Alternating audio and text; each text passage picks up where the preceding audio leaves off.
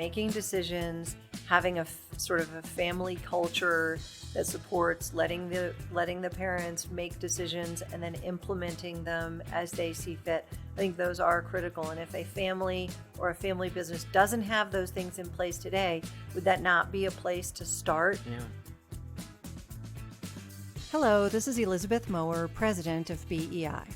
And I'm John Brown, the founder of BEI. Each episode, we take you into the world of exit planning, sharing the stories, struggles, and opportunities of business owners and their advisors. We'll get into this episode's conversation right after this. Gain the insight and knowledge that thousands of business owners and their advisors have used to plan for the future. The BEI membership equips you with the proven process that enables owners to exit their business on their terms.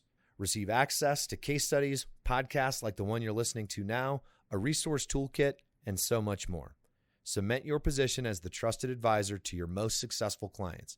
Get started today by visiting exitplanning.com/membership. That's exitplanning.com/membership. Today, we wanted to talk a little bit about family businesses. Family businesses represent a significant percentage of all of the privately held businesses in North America, and they're just very important to a lot of people, families, communities, employees, and things like that. So we wanted to start with a few kind of family business stories and talk about the places where things can get kind of difficult when you merge family with business, and maybe some of the solutions. Maybe sometimes things didn't go as well as they could have, and maybe how could we have done that differently? So John, you brought with you a story about a family business that you worked with some years ago. Maybe you can start with that? I will start with that, and I just add one note. Our surveys that we do of business owners every other year indicate that about a third of all the exits that our members do, and I think probably owners do in general, are transfers to family. So it's a very significant part of the whole exit planning world. So Right. if you're going to do exit planning as an advisor, you're going to be working with family-run businesses. And in my experience, they're the most frustrating and rewarding of all clients. You can do a heck of a lot of good for them, but there's a lot of non-technical issues that can get in the way. So the Maroney family was a client I represented a long time ago, early in my planning days, I guess I would say. And Tony Maroney, that was his real name, Tony Maroney, came to me. He said, I've got this business. It was an aluminum siding business, pretty successful, had been in business for 25 or 30 years, and Tony had all of his children working in the business, of which there were quite a few children working in the business. So he came in and he said, I'm getting older. I need to start thinking of transferring this business. And can you help me? And I said, sure, I think we can help. Well, as it turned out, as we dug into this a little bit, it was pretty apparent that most of the kids working there really didn't have an interest in working at all. They were there to get a paycheck, do as little as possible. And Tony and his wife allowed that to happen. At least it got the kids a job. Mm-hmm. Well, the problem was, and this is something I didn't realize at the time, is Tony Jr., the oldest son, ran that business. He was ambitious. He worked hard. He was the one who held that business together.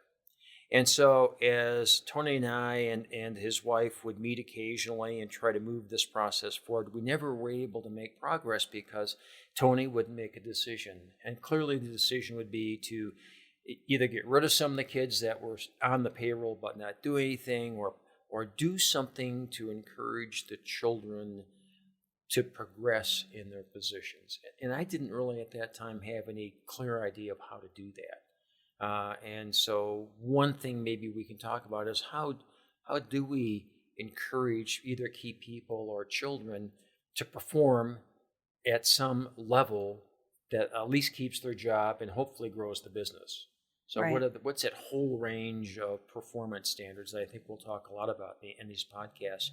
But the other thing that I did, which was really not right, was I didn't focus on the one key person in that company who, if he left, would destroy the company or at least ruin the company. And sure enough, I learned the lesson because Tony Jr. left. He got so frustrated with his parents' inability to make a decision. He was tired of arguing with his younger siblings, so he just left. He formed another business, which became very successful. So that's kind of the story. It's not an unusual family business story, but I guess I would ask you, I mean, what as an advisor do you do in those scenarios? What could I have done differently? Oh, you who have all of this worldly knowledge. Well, that's a pretty difficult question. I can say that through a lot of my career, I did not have a good sort of sensibility about working with family businesses. I had no training in working with family businesses, and so what I did know and the things that I would do were tended to be based on just experience and observation, which is really a terrible way. Because we're learning by the mistakes we make, right? We are, and it's and the things we overlook. If we're lucky, there's an advisor who's got extensive experience working with family businesses, who's on the team, and you can watch them and learn from them. And I did that. I did that quite a bit, and they were really able to help me develop kind of a sort of very minimal toolbox for working with family businesses. What I would have done, not having been an expert in working with family businesses and not having any of the really great tools that family business consultants have, I would have said, okay, let me see if I can kind of treat this like it's a regular planning client. So I would have looked at it to see, okay, what features and kind of characteristics does this have that are similar to other businesses that I've worked with, and what questions should I be asking? And that might have helped me had I been working with them. It might have helped me identify the person who's most critical to the business. Ask questions about what is it that motivates that person and what is it that we need to do to make them feel comfortable going forward. So I might have been able to identify the one son as a key player and then ask those questions that we ask about every critical employee, and maybe that would have uncovered something. And if I often with businesses that were not family operated, I would have asked things like, oh, well, you have these 2 or 3 people that you want to continue the company after you step off, or that you'd like them to kind of step in and run the business while you back away a little bit. So that would be a traditional kind of planning conversation we might be having. And I would ask things like, well, how do they get along? Yeah. Do they even like each other? And that's a question that we ask with every planning client when we're looking at multiple employees kind of having to get together. So maybe I would have uncovered some of the dynamics that were going on. Maybe I would have uncovered that there wasn't anything in place to really address the motivation and the needs and the retention of the son that was working there. I would say, had I gone through extensive family business training, they have many other tools where there's a whole sort of structure that you can put in place for separating, here are the issues connected to the business and how we're going to address them. Here are the issues connected to the family and how we're going to address them. Where do those things overlap? What is your role as an owner, as a family member, as an employee of the business? And so it's a lot more structured today when there's a trained family business consultant in place. But maybe at the time, and I didn't have any of that, I still don't really have a lot of formal training. You could maybe overlay, if you don't forget some of your exit planning basics, if we don't forget those and we systematically continue to apply them to the family business scenario, I think we have a chance of picking up some of those issues. And probably in other cases we did. What do you think about that? That's interesting. That's interesting. That's interesting. Perfect. So a couple things. First, the mistake I made was thinking, well, Tony Jr. is doing such a great job, we don't have to pay any attention to him. Right. We focused on the problem. But it was really, to your point, which is a good point, that was a family problem more even than a business problem. I mean, the business suffered because of that, but it was really unsolvable in the owner's minds because it was family. Mm-hmm. Had it been a non-family business, we would have gone to management First of all, we would have said, well, here's the key employee. What are we doing to motivate and keep him long term? Mm-hmm. We didn't do that with Tony Jr. because he was kind of the heir apparent, but it was totally informal. And we focused on trying to do something with all these other kids, which was an absolute failure.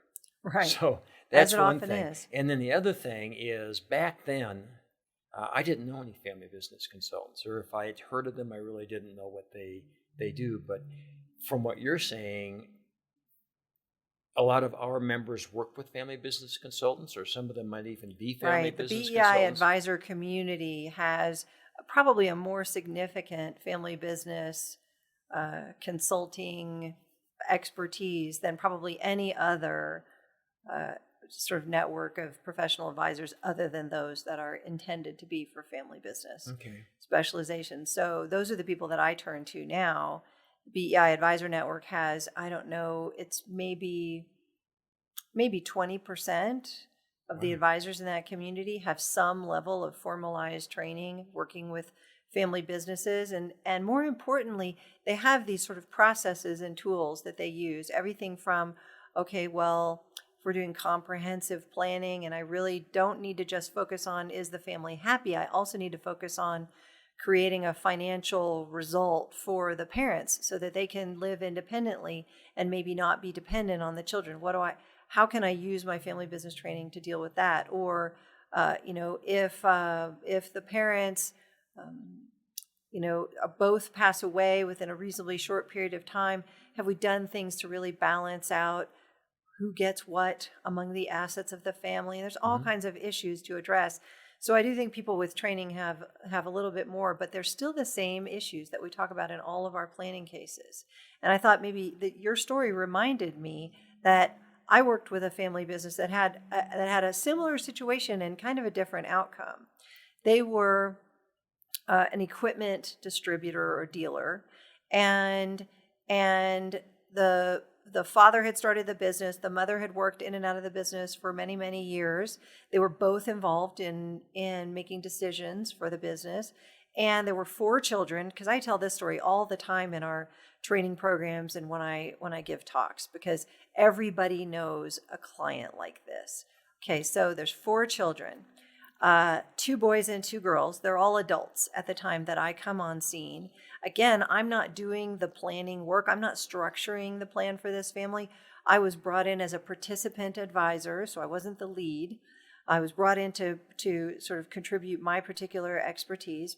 So I come in, and this is the story that I find. I don't know these people at all. Out of the 4 children, right, 2 boys, 2 girls, all adults at this time, all of them were owners of the company because these parents had been gifting. They thought, well, it's a family business. We will gift ownership in the company every year, I guess as a Christmas present. I don't really know how it worked. But you've seen clients that do this, right? They just give away little pieces of the company year after year after year after year. And next thing you know, the 4 children own a pretty significant part of this business. Now we need to plan for an actual sort of kind of retirement for dad. So somebody comes, an advisor gets hired who eventually brought me in, and that advisor is supposed to figure out what to do with this company so that dad can retire. Well, as it turns out, of the 4 children, one of them is incredibly active in the business, very motivated, very driven and ambitious individual, has really done quite a lot to grow the company, has a lot of ideas about the future, not really interested in working that hard for the benefit of the siblings. Really? Shocking, Yeah. I know. So they come in, but all the siblings own part of the company that they didn't work for, and they didn't have to do anything for it. So the problem is that oldest son, number 1 child, working in the company, running the business now, doesn't want his efforts to be for the benefit of the other siblings. And kind of the parents start to agree, maybe we made a mistake and we did all this gifting, these other people own, but we have certain other kind of assets in the family, but of course the business is the largest one, as it often is. So trying to decide what to do with that, and I sort of describe these 4 children in the way that lots of business owners and advisors recognize. And if you're a business owner listening to this podcast, And this describes you. It's okay. We've worked with lots of these clients before. If you're an advisor, you'll see this pattern. Oldest child is a son. It doesn't have to be a son, but the oldest child, driven, ambitious, very focused, works very hard, extremely good work ethic, has really done quite a lot to move the business forward in the last 10, 15 years, but has been working there on and off, and then permanently since high school. Second child is also a son, in and out of treatment centers, drug and alcohol problems, crashes cars, apparently, sort of runs them into inanimate objects and posts and things like that. Good. We've seen that before. Third child is a daughter who she and her husband make very bad financial decisions. They are constantly on the brink of financial disaster.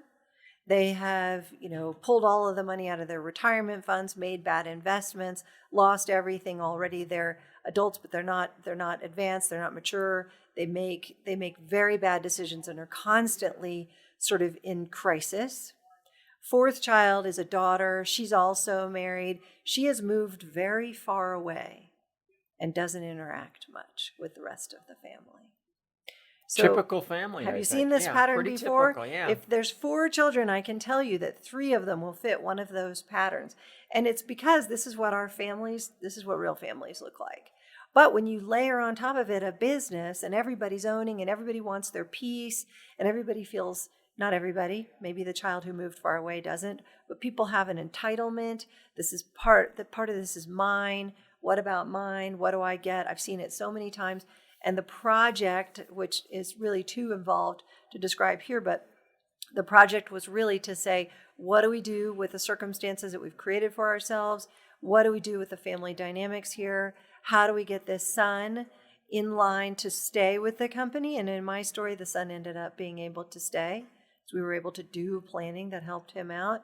And so what I learned from that situation was to watch everybody, try to figure out what everybody's motivations are and who we're trying to serve and how we're going to preserve the holidays, and then use my technical skills, which were pretty advanced even though I didn't have family business training, to try and apply what I know to solving those problems. Yeah. So even though I didn't have a lot of family business training, I think my skills in looking at the whole picture and saying, okay, what am I trying to accomplish? What are the goals of this owner, who in this case was a mom and dad team? And what are the interests and the needs and the motivations of the other people involved, which turned out to be the children, some of whom worked in the company, some didn't? And how can I balance all of those things and use my tools in the toolbox to accomplish growing the value of the company, future ownership of the company, fairness among the children, and try to put all of those things together in a sort of a package or a combination that would balance out. So what I learned from that family was to don't take my eye off the ball, or maybe there's lots of balls kind of being thrown all around and you have to try to watch all of them. So both these stories are pretty similar. Right. Slightly different outcomes, though. Different outcomes. Because the advisors were involved soon enough in your situation to make a difference, I think. I think by the time maybe right. I really got into it, the battle lines were drawn, and the parents would make a decision in my situation. And I'm not sure I could have done anything to force that decision. But it sounds like with your clients, ultimately the parents were able to make some decisions. They were, and you might be right, making decisions, having a sort of a family culture that supports letting the parents make decisions and then implementing them as they see fit. I think those are critical. And if a family or a family business doesn't have those things in place today, would that not be a place to start? Yeah. It's just to start sort of identifying what is our business relationship to each other? What is our family relationship to each other? And try to start to identify and acknowledge those things before we do planning. I think I see this a lot in the training that we do. Advisors, when they encounter a family-run business, I often ask them, well, who's your client? And they'll say, well, the owners. Or they'll say, the business. And it seems like if we're going to do exit planning, we have to first consider the wants and the needs of the owners, who are predominantly the parents in family-run businesses. And we have to make sure that whatever we design is going to satisfy their wants and needs. And that's what drives my planning when I worked with business owners, was what do the business owners want and need? And they eventually have to make those decisions, and then we can move forward. And we're not trying, maybe with my Moroni clients, maybe I paid too much attention to these ne'er-do-well children when I should have focused more on saying, okay, parents, you need to make this decision. Let's go. Whatever their decision is, we go with that. It's their choice, not ours. Right. I think this has been a good conversation to show a lot of the kinds of issues that family businesses are dealing with. And I think in the future, we'll probably be bringing a lot more stories where we talk about some of the pieces that go along with it. I have lots of stories that go with different aspects of planning for businesses that happen to have a family component to it. Some you and I worked on together, and we should bring those to future episodes so that we can talk about the specific and some of the kind of messier details that go along with it. This conversation today, I think what we've learned is that these patterns are pretty familiar. I think that business owners tend to think that they're alone, tend to think that their situation is unique. What we find out, if that business owner will go and talk to an experienced advisor, they will find their situation is not unique, and there are things that can be done. There are steps that can be taken. You cannot do them all at once. We do have to start at the beginning. We're going to need some time in order to address the family issues and the business issues in a way that has a good outcome for everyone, because that's important. So these are a good illustration of the family business dynamic and model, and in the future we should talk about more detail. Yeah, I think it's great. I think what we're talking about, the issues here in family-run businesses are different than other businesses in that the issues are what the goals and aspirations are of the owners as well as then the other family members. We focus on what do they want, how do we get that, whereas maybe in other businesses it might be more technical, like how do we motivate and keep this key employee, what tools do we use, what designs do we use, where here we're talking about trying to understand what the owner wants to do. Right. And the others want to do, and how do we make that work? It's a whole different approach. And this is what makes family business representation a lot of fun and incredibly frustrating at the same time, because you can make a real difference. And once we've figured out this part, then we can go forward with recommending different types of solutions. But we've got to get through this first. Excellent. Thanks for listening. Join us for our next episode. For more content like this, please visit exitplanning.com.